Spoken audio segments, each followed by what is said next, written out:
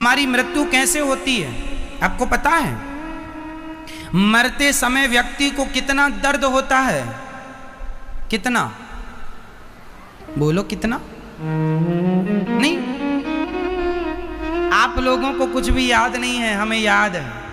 हमें शास्त्र याद दिलाते रहते हैं ना। वैसे आप लोग भी करोड़ों बार मर चुके हैं और फिर मरने की ओर बढ़ रहे हैं, लेकिन आपको कुछ याद नहीं है। हमें याद है जब हम मरेंगे तो कितना दर्द होता है। 1000 बिच्छू, बीछी होती है डंक मारने वाली बिच्छू, 1000 बीछी एक साथ डंक मार दे किसी को तो कितना दर्द होगा। उतना ही दर्द व्यक्ति को मरते समय होता है। ये बात हम नहीं कह रहे हैं, गोस्वामी जी लिख रहे हैं, जन्मत मरत दुसह दुख होई। जन्म लेने के समय और मृत्यु के समय प्रत्येक प्राणी को असहनीय पीड़ा होती है, असहनीय दर्द होता है। हम सब ये जन्म और मृत्यु का दर्द करोड़ों बार भोग चुके हैं, लेकिन इस दर्द को हम छोड़ाना नहीं चाहते, फिर जन्म और मृत्यु के कुचक्र में पड़े हैं, ना जाने कब निकलेंगे पता नहीं। करोड़ों जन्मों से भटक रहे हैं हम लोग। जब यमदूत हमें ले जाते हैं तो बड़ा दर्द होता है। अच्छा, यमदूत किसे पकड़ कर ले जाते हैं? किसको? शरीर तो यहीं रह जाता है मैया, किसे ले जाते हैं? आत्मा को। केवल आत्मा अकेली नहीं जाती, आत्मा के संग एक सूक्ष्म शरीर जाता है। आपका एक शरीर होता है सूक्ष्म शरीर। आपके पास कितने शरीर हैं? 3। स्थूल शरीर, सपना देखते हैं तो हम तो बिस्तर पर सोए होते हैं। जो सपना देखता है जो शरीर, उसी शरीर को सूक्ष्म शरीर कहते हैं। तो आत्मा उस शरीर में प्रवेश कर जाती है और स्वप्न देखने वाले शरीर को यमदूत पकड़ कर ले जाते हैं और वहाँ ले जाकर यमपुरी में पूरा हिसाब किताब होता है कि आपने कितना पुण्य किया, कितना पाप किया, पूरा हिसाब होता है। वहाँ पर भगवान यमराज पूरा हिसाब किताब, आपका पुण्य अलग पाप अलग, और पाप पुण्य जब अलग हुआ तो पाप और पुण्य के हिसाब से आपको, आपके पाप ज़्यादा हैं तो आपको 84 लाख योनियों में डाल दिया जाएगा, और आपके पुण्य ज़्यादा हैं तो आपको मनुष्य बना के भेज दिया जाएगा। जैसे आपके पाप हैं माना कि 1 किलो, माना कि एक अंदाज, माना कि आपके पुण्य हैं, पुण्य, मैं पुण्य की बात कर रहा हूँ, माना कि आपके पुण्य हैं 1 किलो और पाप हैं 100 ग्राम। बहुत ध्यान से सुनो मेरी माँ, पाप पुण्य कितने आपके? माना कि किसी के पुण्य कितने? 1 किलो और पाप हो गए 100 ग्राम। तो भगवान अब क्या बनाएंगे आपको? अब भगवान आपको मनुष्य बनाएंगे। और मनुष्य कैसा? और बड़े घर में पैदा कर देंगे, खूब लग्जरी जिंदगी आप जिएंगे। पुण्य का फल है कि आप बड़े आदमी के घर में हैं, आपको पैदा होते ही गाड़ी घोड़ा मकान सब मिला है, खाने को 56 भोग है। लेकिन जो आपका 100 ग्राम पाप है ना, वो पीछा नहीं छोड़ेगा। आप भले बड़े आदमी के घर में जन्म लिए हैं, पर हो सकता आपकी पत्नी दुष्ट मिल जाए जो आपको बड़ी सताए। जब आपकी पत्नी आपको बड़ा सताए तो समझ लेना कि वो 100 ग्राम पुण्य, 100 ग्राम जो पाप हैं, उस पाप का ये दंड मिल गया है। बेटा आपका दुष्ट है, मारता है या कुछ भी उल्टा सीधा कहे, तो वो तुम्हारे पाप का दंड है। या फिर तुम्हें कोई रोग हो जाएगा, तुम बड़े आदमी हो, 56 भोग खा सकते हो, लेकिन डॉक्टर ने कहा है शक्कर नहीं खाना, शुगर हो जाएगी। लो भैया, है सब कुछ, खा नहीं सकते। लाइक शेयर सब्सक्राइब करें। जब कोई मृत्यु जिसकी होने वाली हो, मैं आपको एक सिद्धांत बता रहा हूं। जब आपके पिता, आपके दादा, आपकी दादी, आपकी नानी, आपके नाना जब घर में किसी की मृत्यु हो और जितने लोग यहाँ बैठे हैं सुन लो, काम आएगी मेरी बात, और अपने बच्चों को बताना, अपने लिए भी कि बेटा हम जाएं तो ऐसे ऐसे करना। जब आदमी की मृत्यु होती है तो क्या करना चाहिए, कान खोल कर सुनिएगा। जब आदमी मरने लग जाता है तो सबसे पहले उसे जमीन पर लिटाना चाहिए। जमीन पर लिटाकर हो सके तो गाय के गोबर से शुद्धता से लीप दो और वहां लिटाओ, और मरने वाले आदमी या स्त्री या पुरुष के सामने भगवान का चित्र रखो, राम जी का, कृष्ण जी का, भगवान श्रीमन नारायण का चित्र रखो, विग्रह रखो, चित्र रखो, और तुलसी की माला उसके गले में जरूर होनी चाहिए। तुलसी का दल मुंह में डाल दो। और आप लोग जो रोने लग जाते हैं ना, फलाने मर रहे, रो ना, रो बाद में लेना, पहले मर तो जाने दो। अभी सामने भगवान का चित्र रखो और कीर्तन करो, श्रीमन नारायण श्रीमन नारायण, श्री कृष्ण गोविंद हरे मुरारी, हे नाथ नारायण वासुदेव। जब मरने वाले व्यक्ति के कान में भगवान का नाम सुनाई पड़ेगा और वो नाम सुनते सुनते जाएगा। बहुत बड़े श्रेष्ठ जी थे, एक बहुत बड़े आदमी थे, उनके पास 5-5 करोड़ की ना जाने कितनी गाड़ियां थी। उनका बड़ा बिजनेस था, बड़ा कारोबार था, इतना बड़ा घर था उनका कि 2-4 गांव एरिया में उनका तो घर था। बड़े से बड़ा घर, बड़े और सुंदर, कोई कमी नहीं, बड़ी बड़ी गाड़ियां, खाने को वो जो इस धरती पे सबसे श्रेष्ठ जो खाना है वो खाते थे। एक सेठ जी, एक ही बेटा था, बड़ा होनहार, बड़ा आज्ञाकारी, बड़ा समझदार, बड़ा सुंदर, माँ बाप के पांव धुल के पीने वाला, इतना बड़ा आदमी, और बेटा भी योग्य। खूब आनंद था, हजारों नौकर नौकरानियां, दास दासियां, कोई बात की कमी नहीं, नीचे से ऊपर तक पहचान खूब।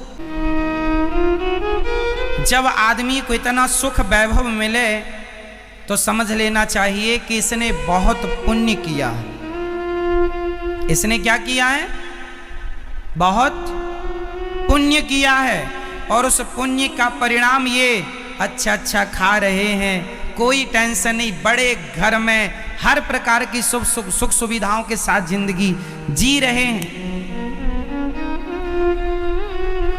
उनने खूब पुण्य किया जिसके कारण खूब आनंद था। बेटा भी अच्छा था, पत्नी भी अच्छी थी, बेटा की शादी हुई, बहू भी एकदम सुंदर और आज्ञाकारी, संस्कारी,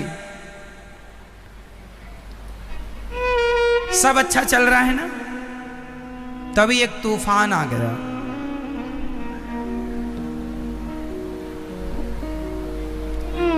एक तूफान आ गया। क्या ना जाने क्या हुआ बेटे को,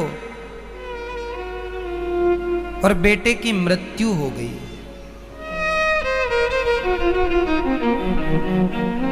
सब बढ़िया था, जरा सी कोई खांसी जुकाम हुआ, जरा सी कोई बुखार आई, और बेटा अच्छे से अच्छे डॉक्टर को अच्छे से अच्छे हॉस्पिटल में दिखाने पर भी खत्म हो गया। जिस बाप का एक ही बेटा था और वो भी जवानी में चला गया, उस बाप से जाकर पूछो कि दुख क्या होता है, वो कितना दुखी हुआ। अब आपसे मेरा सवाल है कि वो कितना दुखी हुआ, बोलो कितना, बोलो कितना। बहुत नहीं, वो जितना सुखी था उतना ही दुखी हो गया। वो जितना सुखी था उतना ही दुखी हो गया, रोने लगा, माथा पीटने लगा, सब बेकार हो गया, कोई बचे ही नहीं। अब सवाल आप हमसे कीजिए कि जब उसने पुण्य किया था तो उसके जीवन में ये संकट क्यों आया? सवाल करो हमसे। कर लिया? अब उत्तर सुनो। उस सेठ ने जो पुण्य किया था उस पुण्य का फल तो उसे मिला कि वो ठाट बाट से खूब जीवन जिया, पर उसके जीवन में कुछ पाप भी थे। जब तक पुण्य, अच्छी परिवार, अच्छा खान पान सब, लेकिन जब पुण्य खत्म हुए तो अब क्या हुआ? पाप उदय हो गए। जब जीवन के पुण्य उदय होते हैं तो वो सुख पाता है, और जीवन में जब पाप उदय होते हैं तो वो दुख पाता है। और दुख किसी भी प्रकार से आ सकता है। दुख या तो रोग बन के आ जाएगा, या बेटे का इस प्रकार की ये घटनाएं, ये भी एक प्रकार का दुख है। अकस्मात किसी का चले जाना, ये तुम्हारे पापों का उदय होना है। इसलिए कहता हूं, जीवन में वो सेठ बहुत रोया, बहुत तड़पा। अंत में उसे कोई संत मिले तो संत ने उसे समझाया कि बेटा, जो गया सो गया, अब रोने से नहीं, अब अपने आप को संभालो, और ये जो शरीर है परोपकार में लगाओ, धन है सेवा में लगाओ। तब उस सेठ को कुछ समझ आए। और कुल मिला के आप ये समझिए कि आपके जीवन में जो भी हो रहा है, आज आप लोग सुखी हैं, तो वो आप लोग सुखी क्यों हैं मुझे बता दो जल्दी से।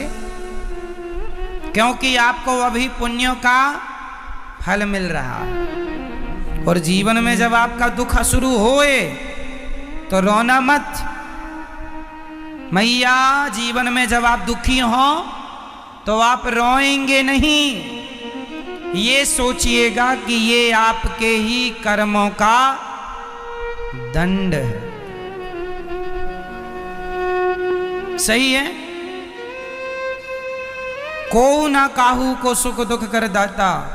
बताइए, कोई किसी को सुख देता है? क्या कोई किसी को दुख देता है? आपके घर में पैदा होने वाले बेटे ने आपसे पूछा तो नहीं था कि मां मैं आपके पास आ जाऊं? टाटा, बिड़ला, अडानी, अंबानी के घर भी बच्चे पैदा होते होंगे, वो पैदा होते ही करोड़पति हैं। और आप सामान्य घरों में पैदा होना पड़ता है, मेहनत करनी पड़ती है, तब कहीं जाके पेट भरने के लिए रोटी आती है। किसी के पास करोड़ करोड़ की गाड़ियां कबाड़ में पड़ी हैं, और कोई साइकिल को भी तरस रहा है। हाँ या ना? ऐसा है या नहीं? किसी की 1 करोड़ की गाड़ी भी कबाड़ में पड़ी है, और कोई एक साइकिल को भी तरस रहा है। ये क्यों? ये तुम्हारे पिछले जन्म के पुण्य और पाप पर निर्भर करता है। ज्यादा पुण्य तो ज्यादा सुख, ज्यादा पाप ज्यादा दुख। ईश्वर ने मनुष्य बना तो दिया है, अब अच्छे कर्म करना और संभल के रहना।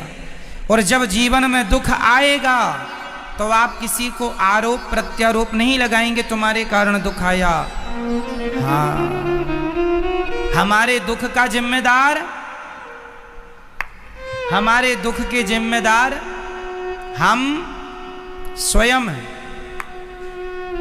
हमारे दुख को हम ही, इसलिए सुख भी आनंद से झेलो और दुख भी आनंद से, जो ईश्वर दे रहे हैं।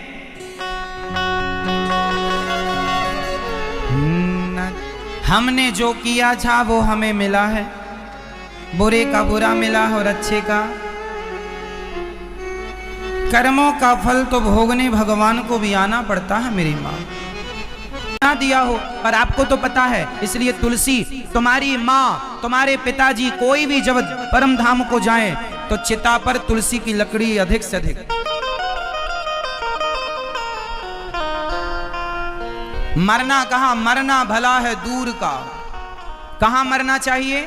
जहां ना अपना कोई। मरना वहां चाहिए जहां अपना कोई ना हो। क्यों?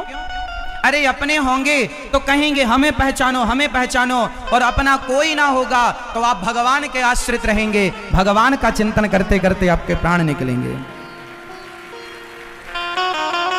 और जब भगवान के चिंतन में प्राण निकलेंगे तो भगवत धाम प्राप्त होगा।